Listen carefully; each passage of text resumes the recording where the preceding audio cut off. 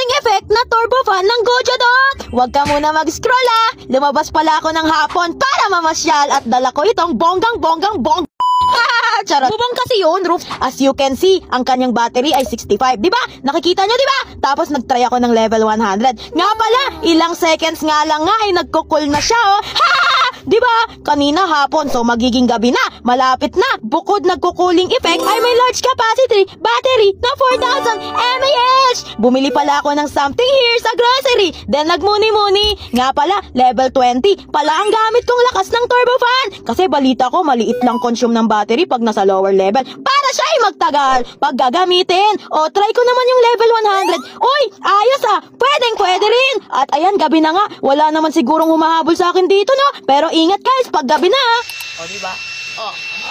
Ariyan niya. And now as you can see, yung battery ay 63. Level 1 lang gamit ko. Just click the budol basket, go!